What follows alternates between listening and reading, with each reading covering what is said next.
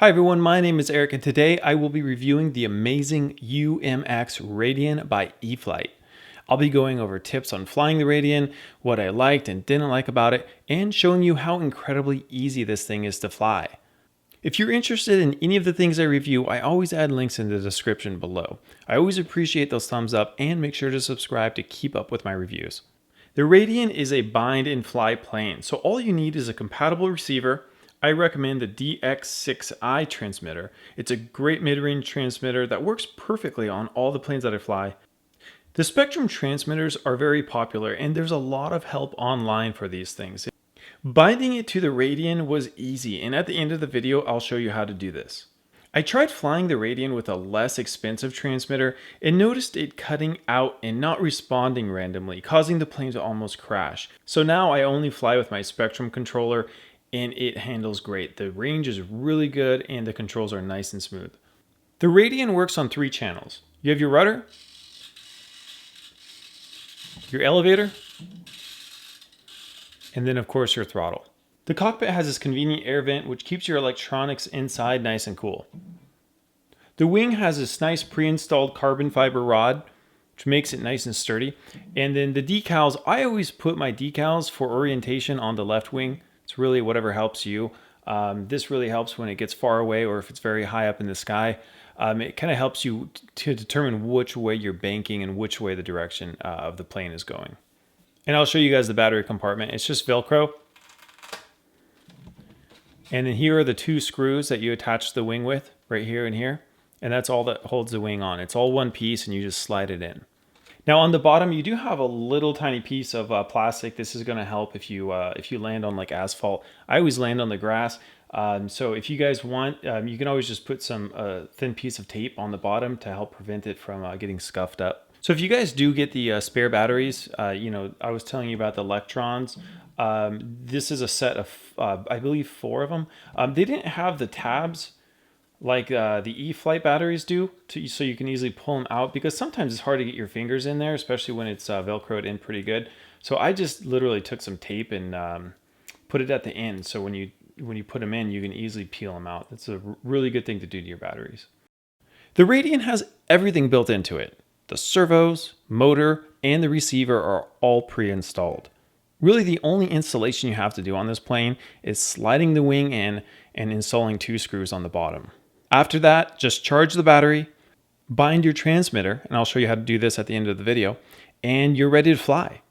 I love the Radian for a lot of reasons. I don't have a lot of room to fly a larger glider, and the small size allows you to fly in smaller parks. The larger Radian by Park Zone has an almost 7-foot wingspan. This UMX Radian only has a 2-foot wingspan. This makes it much easier to toss in the back of the car, drive to your favorite flying spot, and it won't take up a lot of space inside your home. Here's a tip on storing your Radian. I simply attach some yarn to a nail and hang it by its tail. This keeps things from falling over on the long, delicate wings, and it also keeps my cat from chewing on the styrofoam, which she loves to do. I like how the batteries are really small and affordable.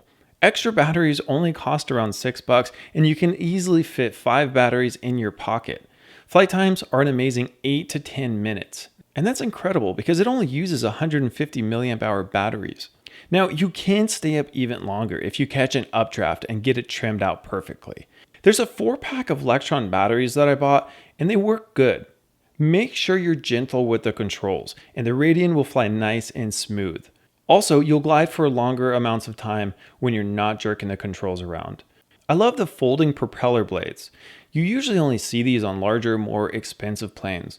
This makes for a much more aerodynamic frame, allowing you to glide longer. I was a little worried how the Radian would climb with such a small battery, but I was actually really impressed with the ability to climb and recover from stalls. One very important thing to pay attention to is the battery life on your transmitter and your airplane. I prefer rechargeable batteries in my transmitter because I can easily recharge them after every few flights. And you'll know when your plane is running low on batteries because the motor tends to cut in and out. If you're up high and this happens, it isn't much of a problem because you can easily recover from the stall. But if you're flying low and slow, it can cause an unexpected nosedive into the ground. My advice is to time your flight. And after about 6 minutes, keep enough altitude to recover from a stall just in case your motor cuts out. The Radian does come with the AS3X, which helps stabilize and smooth out your flight. Smaller planes get tossed around a lot in the wind, and the AS3X will make it feel like a larger, more stable glider. Now when you guys lift up your plane, you're going to hear it go crazy. What that is, that's actually the AS3X system, just trying to keep your plane flying nice and smoothly. You can actually see the back rudder trying to adjust for the way I'm turning it. Now you can see the elevator. While it does make the Radian more stable, I still wouldn't recommend flying it in winds over a few miles per hour. I tried flying this on a windy day and it was almost impossible to fly, and that doesn't really surprise me because the thing only weighs 1.4 ounces with the battery. Now I see some people complaining that the motor isn't brushless, but it really doesn't need a brushless motor because it has plenty of power as it is. The handling is outstanding. Even flying slow and on the edge of a stall, it refuses to roll over, like a lot of other high-performance airplanes. Stalls are pretty gentle, and adding some power will quickly get the nose up and put you into a climb. Now while the Radian is easy to fly, it's pretty fragile, and I wouldn't recommend this to someone who's never flown an airplane before. If you've had even a little experience flying an RC airplane, you should have no problem flying it.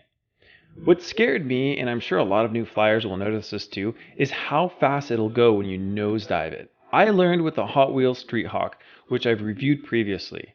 It's a very durable 2-channel flying car/plane, and it's great practice before you start flying 3 and 4 channel airplanes. Simulators do work for some people, but me personally, I don't really like them.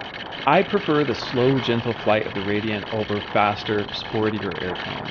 If I had to choose just one plane, I would definitely pick the Radian. For the price and performance, you won't find a better plane. If you guys have any questions, please leave them in the comments below. I do my best to try to get back to everyone. Thank you so much for watching my review. My name is Eric. And if you guys enjoyed the video, I'd appreciate a thumbs up and make sure to subscribe for future reviews. Have a good one.